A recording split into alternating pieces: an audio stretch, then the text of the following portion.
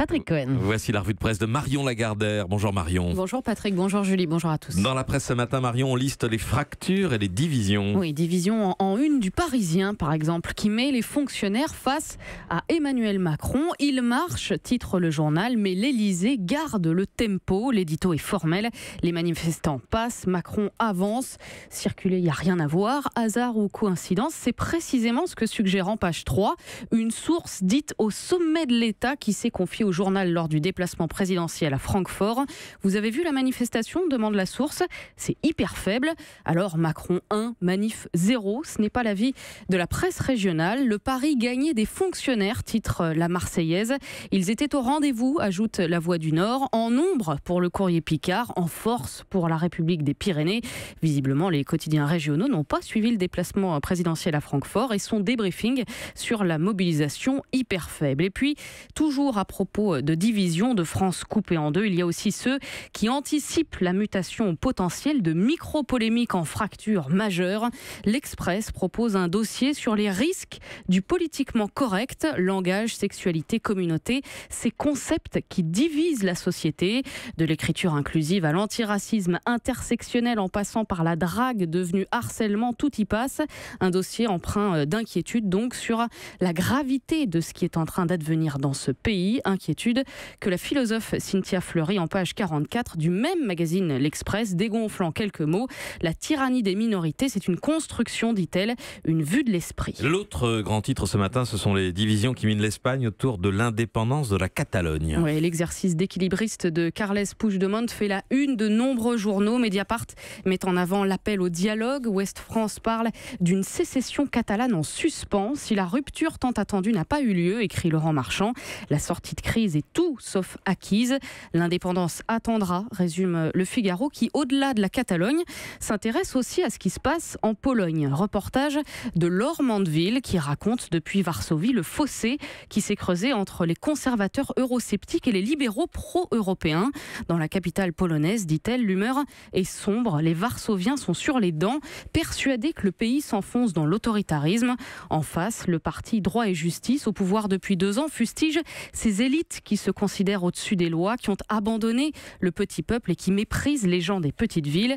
C'est que les libéraux ont abandonné le champ du social, écrit Le Figaro. Ils se sont ralliés à une vision très libérale de l'économie de marché et ont laissé tomber le thème du patriotisme.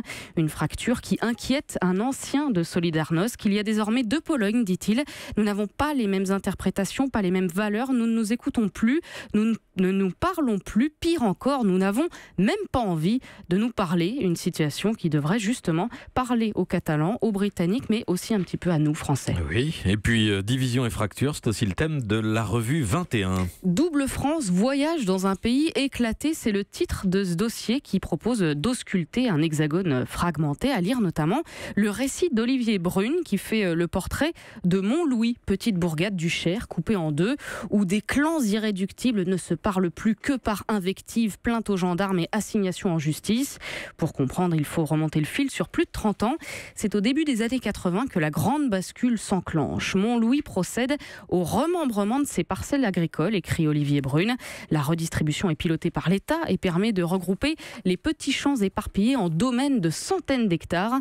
C'est la fin du bocage, dit-il. Les haies sont arrachées et commencent des années de chambardement du paysage au rythme des directives nationales puis européennes. Le Crédit Agricole prête à tour de bras. Les taux d'intérêt montent à 12%. La FNSEA s'implante partout. L'utilisation massive des engrais et pesticides devient ordinaire. Le journaliste raconte les hectolitres largués par avion. La foi dans les nouvelles technologies, les nouvelles techniques est telle que les pilotes à l'époque sont accueillis en héros sur la place du village. Nul ne se soucie des conséquences environnementales. Il y a ceux qui croient à l'intensif et quelques partisans du bio. Et puis plus tard, dans les années 2000, arrivent les éoliennes. Les démarcheurs font leur apparition, passant dans les fermes pour proposer l'implantation de mâts moyennant rétribution. Personne ne se doute qu'il s'agit d'un énorme business décliné dans toute l'Europe. Et le village se divise encore. Il y a les anti, il y a les pros. On soupçonne les opposants d'être jaloux de ne pas bénéficier de la manne. Personne n'écoute personne.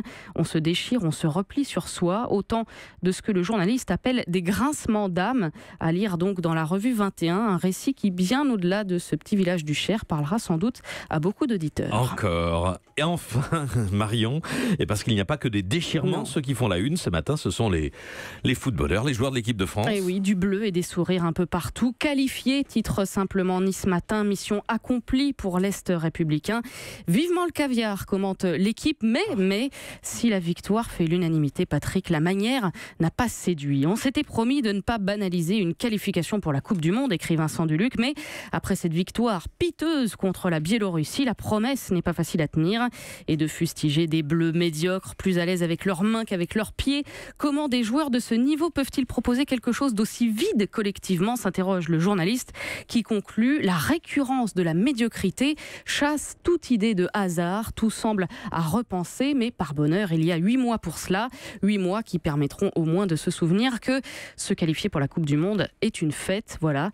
Ou comment illustrer cette utile maxime d'Épicure: celui qui ne sait pas se contenter de peu ne sera jamais content de rien. Si vous piquez les morales de Raphaël Antoine, redites-nous ça, celui qui ne sait pas... Celui qui ne sait pas se contenter de peu ne sera jamais content de rien. Mais oui, Marion Lagardère, merci pour cette revue de presse. Europe 1.